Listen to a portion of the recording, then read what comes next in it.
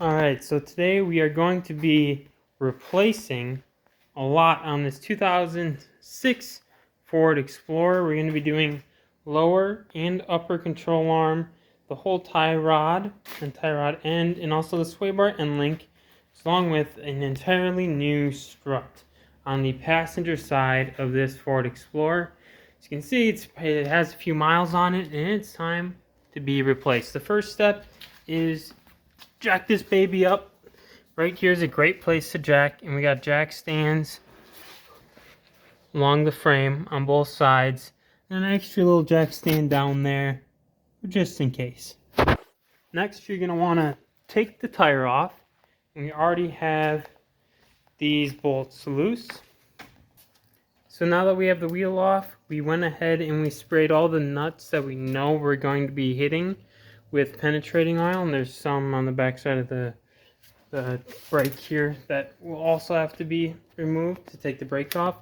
And then we can also take this out of the way right away. This just kind of snaps out because we're going to need to get behind here. Alright, so since we're going to be replacing just about everything that's under here, what we're going to want to do is start by taking this brake off, and we'll end up tying it up probably somewhere up here just for now so it's out of the way. And then we'll take the whole rotor off. So to take the brake caliper off, got to hit a couple bolts. There's one right here, and then there's one below it on the other side. So two main bolts to take off there. And then once we get to the rotor, it'll be this big one in the middle. Here's where these two bolts are for the rotor. They were a pain to get loose. It helps if you turn the wheel of the car so you can give yourself a little bit more room to work with. And we'll go ahead, save those, keep them off to the side. You might have to loosen up your brake pads somehow. Ours looks like they're coming off just fine. And we're going to want to just hang this up out of the way somewhere. Alright, brake caliper's out of the way. Alright, so we tried to loosen this bottom bolt off and it just snapped. No big deal. We're replacing it anyways. So we'll pop that out of the socket. And then we'll just have to try to loosen this top part. Might have to grab this with a pair of vice grips and then hit it with a wrench from on top.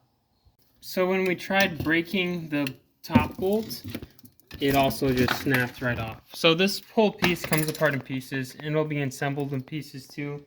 So parts like this you can just pop off if you break the bolts off of them. So here's the old one taken out, and if you're just replacing your sway bar end link, well, you're almost done. You just need to install the new one. And keep in mind when you're installing this, you kind of have to assemble it into the vehicle.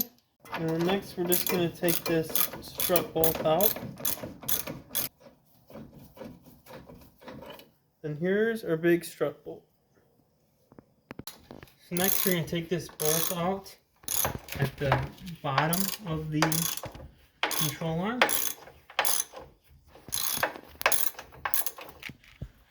So on these lower ball joints, a lot of times there will be a cotter pin. If it's an older vehicle, the ends of the cotter pin will be rotted off, and there'll just be a chunk of rusty old metal in there. And that's the case here. Under here, after you get that lower ball joint bolt off, you can work on these. And what's important to keep in mind here before you get this far is the way this is aligned right there. You see how I marked this with Sharpie? It's because this has to be right here, because this is how they align it. Because this can be pushed back a little further or pulled towards you. So mark where that is, so you can put it back there. So after you got them off on that side, we'll go over to the other side, and this is just one giant through bolt here. This is a 31mm nut. It matches the nut that holds the rotor into place. And so we'll go ahead and just work on that side. It's the only side you need to worry about in this case. And then here's the other side of that through bolt. So you don't need to worry about this side. Just get it loose from this side. So so this through bolt, yank it out. Here's the bolt and the nut that came with, and we went ahead and put the other nut just finger tight over there so this doesn't drop on your face. You see how that's kind of hanging on there? Safety. And then this is already loose. You can see it beginning to line up. And now here is when we'll kind of shake things loose on both those ends. And then we'll take this off again. And then we'll try to find the right angle to pop this lower control arm out of here. So to better get this control arm to pop out of the bottom here, we're going to take the rotor out of the way.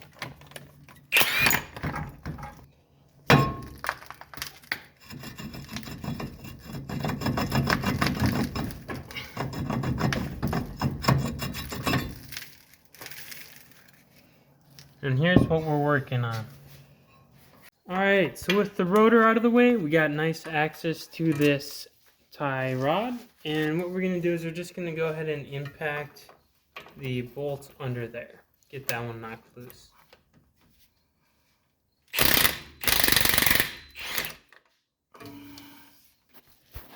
After a little tap with the hammer, you'll be able to yank that thing right out of there.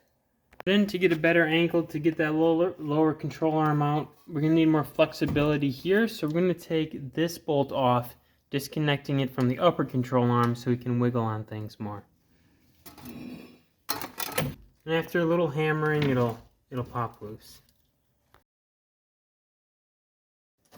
So what we did, a lot of things, is we disconnected everything from this.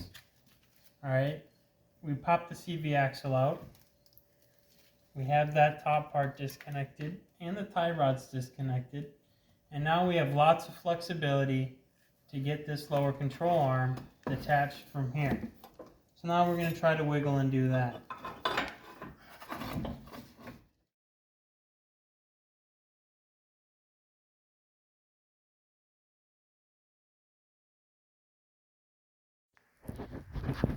Alright, so we're going to be installing the new upper control arm.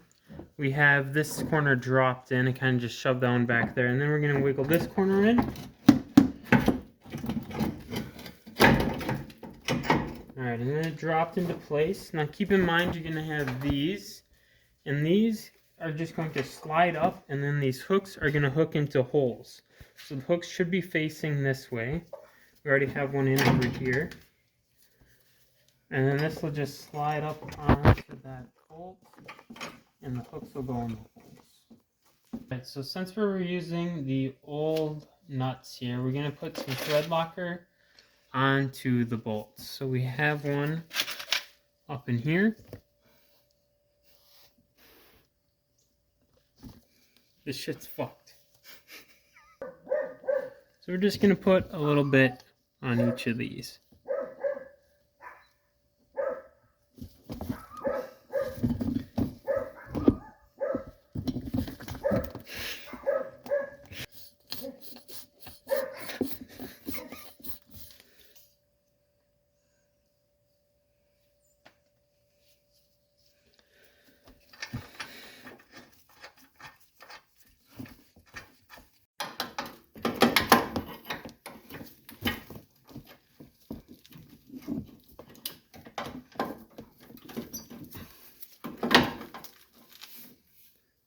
Alright, now we're going to torque this to 110, 111.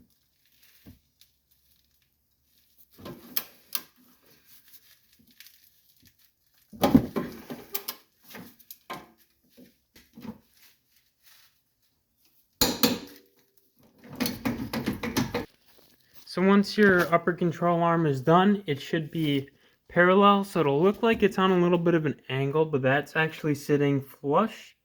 And make sure those little washer type things we put in are still there. And you don't have to have everything out. Again, we are replacing everything on this car, which is why everything's out of the way, but you can do this with everything still intact, because you only have to get to these bolts and disconnect it here. So we're going to be installing the new lower control arm. Now if you have your strut hanging here, that's totally fine. You can push the bottom of the strut through this hole and still push it up where it needs to be just fine. However, we're replacing the strut, so we took it out of the way anyways. So we're going to pick this up. This end's going to line up here, and this big through bolt's going to slide all the way through, and then we'll put the bolt at the end. Actually, I think and then we'll pick up this side, and it'll go in 2 bolts that kind of look like this, hanging up here.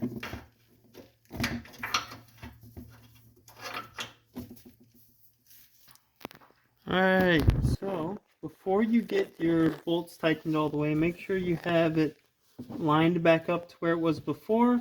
And we put a Sharpie line that was just shy of where the metal ended because the Sharpie tip couldn't get all the way there. So that looks right for us. You can adjust that by this piece in the back here. If I can get to it. This piece right here will adjust that. Make sure that's in this groove when you reinstall it. And then you can go ahead and tighten up all your bolts and torque them to 110.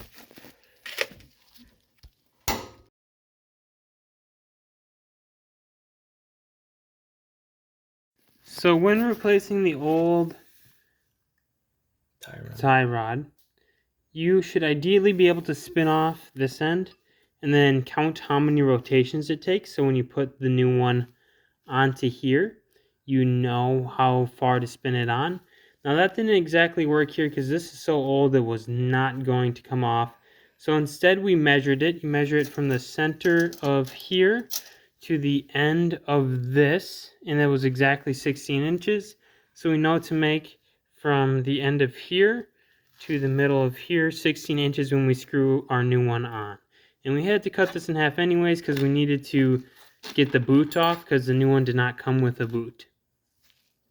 Alright, so with our pre-measured tie rod being reinserted, we're going to go ahead. We twisted it on most of the way. We're just going to finish tightening it up via wrench. Then we'll go ahead and make sure this is pointed down at the end and then tighten the nut up to it. And then make sure that that boot is clamped into place with these existing clamps. Then there's also a little piece at the end of the boot here, and that'll actually go over a little metal piece at the very back.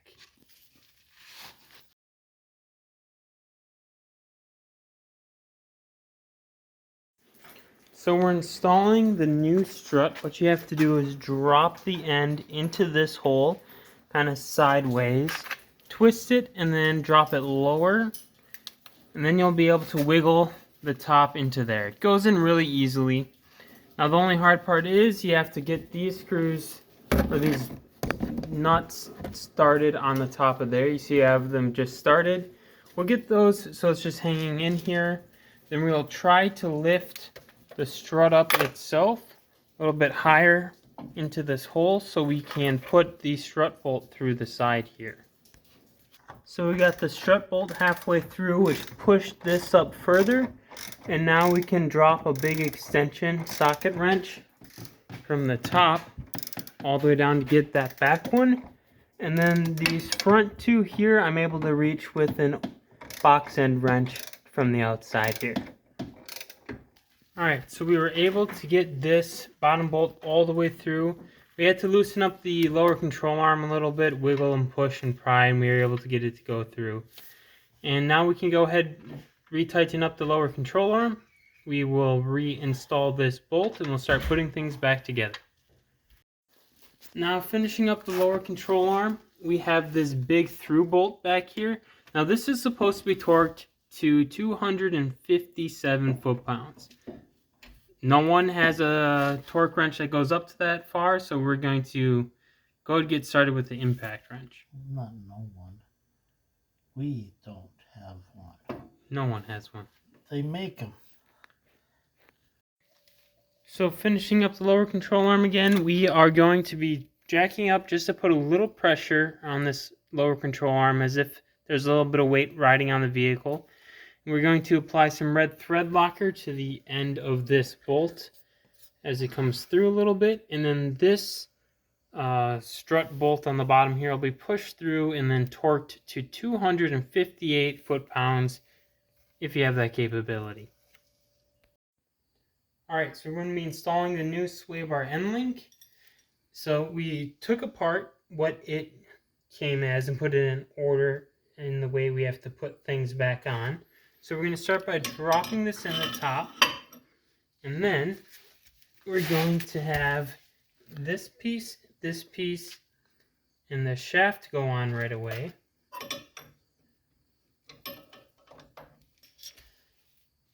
So we got that rubber piece, this washer, and the shaft.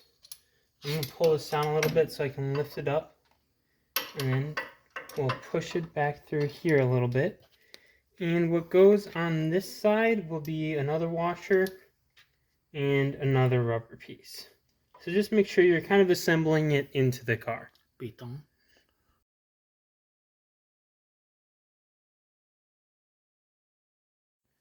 So with the lower control arm, once you get that CV axle joint to pop through a little bit, go ahead and start the nut. Once you get it to pop through on the bottom, start that nut too. It took a lot of pounding and jacking up on things to get these two things to go in at the same time. But we did get it. Go ahead and torque the bottom one to 129 foot-pounds. Once the upper control arm's all the way installed, this bolt is tightened to 41 foot-pounds. And then this last bolt on the tie rod will get torqued to 52 foot-pounds. Okay. Alright, so once you have all this main piece back in place, you can throw the rotor on and reinstall the brake pads. Now the brake caliper, the bolts here, there's the two of them we took off. Go ahead and torque those to 90 foot-pounds.